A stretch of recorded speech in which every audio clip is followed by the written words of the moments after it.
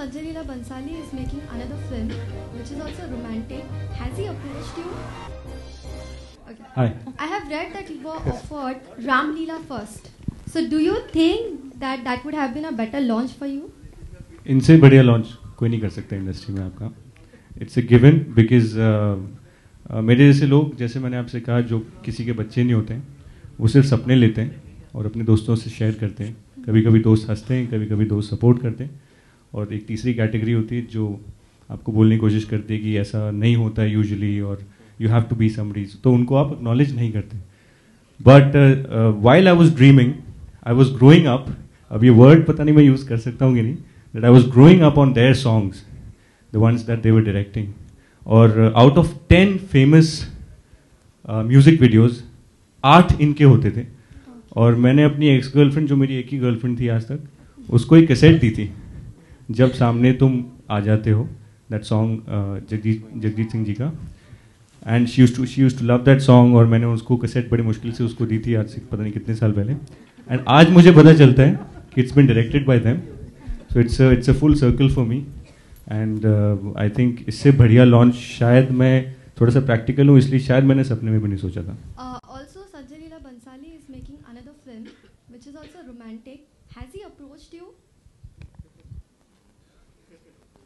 Or do you have interest to work with him? आपका नाम क्या है? आप बहुत बड़े डॉन हो, आपको पता है. अभी मैं I can't comment on that. आप एक्टिंग कर रही थी, तो हम लोग यहाँ पे देख रहे थे, तो सभी की आंखें थम गई थी. वाह. और आंखें ही नहीं बल्कि सांसें भी थम गई थी आपका ये कैसे आप कर लेती हैं ये चीज?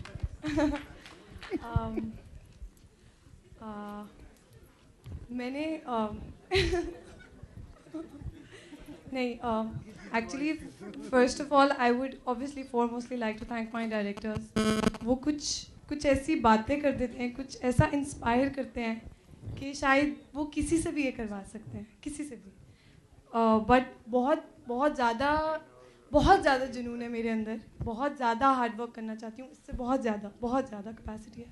तो I think it's the hard work, then it's the directors, and of course सबका हार्ड वर्क मिल के. लेकिन my directors have been my guiding light from every expression to every blink to every tear, to every smile. They have guided me through and through and through. So they've stood by me like two strong pillars. मुझे इसके आगे की journey से थोड़ा सा डर लगता है कि कोई ऐसे खड़े रहेगा मेरे साथ कि नहीं. लेकिन विनय और Radhika have just stood there, just by me, कि हर सीन के लिए, हर शॉट के लिए. So whatever you get to see in the cinemas is them. ये बताइए, दोनों ने साथ में डायरेक्ट किया है, साथ में लिखा है. मुझे ये भी पता लगा है ऐसा बैक एंड में बहुत मच भी होती थी. किसी ने कह दिया एक्शन, कोई कह रहा नहीं कट, कहता नहीं ये नहीं हो सकता, नहीं ये नहीं होगा. ऐसे बहुत सारे ट्विस्ट्स एंड टर्न्स आए, मैंने सुना है. ये आपकी पिक्चर आप खुद बना रहे हैं इधर से. अगली वाली में मेरे को लेके लिखने के लिए. जी please, how was the experience? It was a wonderful experience. We've been partners for 15 to 20 years now. So yes, we have our disagreements, but we've learned to sort it out in a very amicable manner.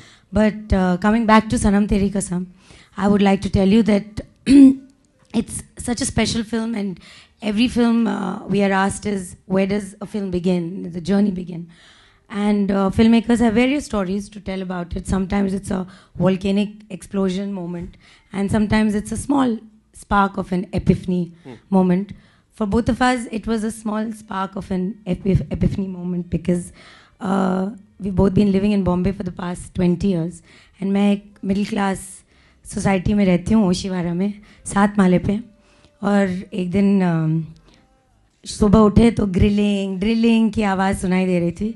मैं बाहर आई और मेरे society की पूरी committee वहाँ खड़े होके terrace की एंट्रेंस पे बड़े बड़े आयरन के ग्रिल्स बना के उसको लॉक कर रहे थे. तो मैंने कहा, सर आप टेरेस की एंट्रेंस को लॉक क्यों करें? तो सिंह, राधिका जी आप समझते नहीं हैं, शाम के बाद सारे यंग लड़के लड़कियां टेरेस पे जाके पूछो नहीं क्या करते हैं, तो हमने टेरेस को सील कर दिया है कि कोई बच्चे ऊपर ना जा सके. तो I just smiled about it, and we were both travelling to London, and on flight I told Vinay, I said, see Vinay, even in the maximum city where we don't even know who our neighbour is for years on end, हमें पता नहीं होता है कि हमारे neighbour का नाम क्या है, वो क्या कर रहे हैं, उसमें हमें कोई दिलचस्पी नहीं है, पर लवर कहीं भी दिख जाए, माने वहाँ खड़े हो जाएंगे, वहाँ मॉरल ब्रिगेड हो जाएगी, वहाँ ऑब्जेक्शन शुरू हो जाएगी। बॉलीवुड में डेब्यू कर रहे हैं दोनों एक साथ, और ये जो भावी डायरेक्टर्स हैं इनके साथ काम करना कितना दुख दिया आपको, प्लीज बताइए हम सबको, सबके सामने उगल दो, सब सच सच बता दो। मैं 2006 में बॉम्बे आया था। आप में से कई लोग शायद बॉम्बे के हैं, कई लोग बाहर से आए होंगे, और मैंने तब नोटिस किया कि दो तरह के लोग होते हैं, और एक वो होते हैं जो आपको मोटिवेट करते हैं, और एक दूसरे होते हैं जो बाकी की पॉसिबिलिटीज़ बताते हैं। तो मुझे कई लोग मिले जिन्होंने कहा कि आप किसी के बच्चे नहीं हैं, और आप क्या सोच के ऐसा सपना देख रहे हैं कि आपका बॉलीवुड में लॉन्च होगा। तो I am sorry, I feel like this right now, but तो मैंने कभी उन लोगों को एक्नॉलेज नहीं किया। मैंने सिर्फ जो पॉजिटिव लोग थे उन लोगों की बातों पे ध्यान दिया, और जो उनकी बात थी कि यहाँ पे इंडस्ट्री में एज इन बॉलीवुड आपको लॉन्च होने के लिए आपको किसी का बच्चा होना पड़ेगा, ये बात कहीं ना कहीं सच है।